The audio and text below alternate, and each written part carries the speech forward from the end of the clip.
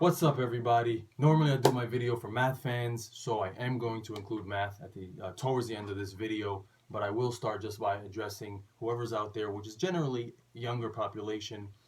If you see an issue out there, um, and you feel like it needs to be changed, there are many ways to get change. I am offering you just one of the choices, which is you become the change.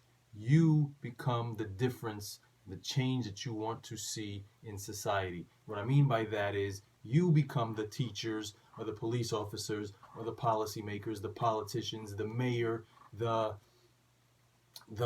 governor, one day the president. You become the change that you want to see.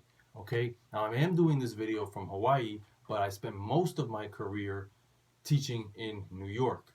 And actually, in both places, I have felt a sense of community. In New York, a little bit more so because I taught in my own community. I taught my friends, my neighbors, nephews, cousins, brothers, sisters of people that I knew. I went to the store, I recognized people. I went to the park, I recognized people. I was able to coach basketball because I had connections in the community. So being part of a community is great. And really, if you see something in your community that you feel like needs changing, you become the difference you want to see. All right, that's the theme of this video. That's really the point I wanted to get across. You become that change. I am going to do some math, as I promised. So I saw all these current affairs that are going on out there, and I figured, let me do some numbers. I'm just curious. So I did a quick Google search, and if you disagree or if I'm wrong, please put it in the comments, include some facts, include some links so that I can do further research, because this was really quick and these are just estimates. I found that 70% of Americans are classified as white and 15% are classified as black. Obviously that doesn't add up to 100, there's plenty more, but I'm just focused on those two because that seems to be the major issue at the moment. So then I said, okay, well, there's an issue with what police are doing.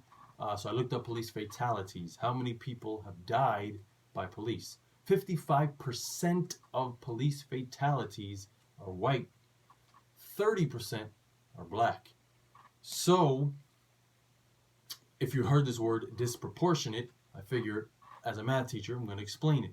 A proportion, as you know, if you took my class, a proportion is two things are in proportion if they have the same percentage. For example, 1/2 is 50% and 2/4 is 50%. So 1/2 and 2/4 are in proportion to each other. So they should have the same percentage. 15% of the population is black, but 30% of the victims are black. That is not the same percentage. It's actually double. And that is extremely disproportionate, and I think that needs to be addressed. Obviously, that is being addressed. I'm only explaining it from the math perspective. Okay? But it also opened my eyes to realize there are all these victims of police brutality and fatalities, and where's the accountability, and where are the repercussions, and how are they even getting away with this? Well, what is their training? So I looked up police training, and there's different levels of it, so I got a little confused. That's why I'm saying if you have a police officer in your family, or you yourself are one, and you want to give me some info, I'd love to know it, because there's different levels of training I saw. More education you have, the higher rank you get, but you can become a police officer without finishing high school. But of course, everyone has to do the police academy. So then I looked into the police academy, and it was 6 months of rigorous training, 9 hours a day for 6 months. And I thought, wow, that's amazing, that's a lot.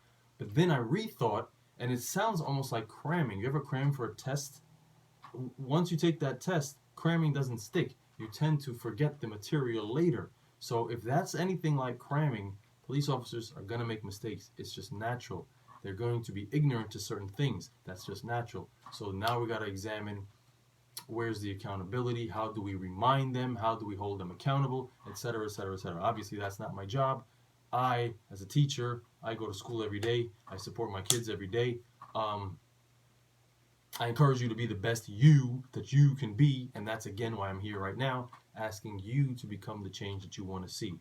If you took my class, if you know me, you remember that I tried to communicate with you on a personal level. In fact, on Mondays, I did this thing called Motivational Monday, where I play videos that would help encourage you to raise your self-esteem, to develop goals, high aspirations, etc.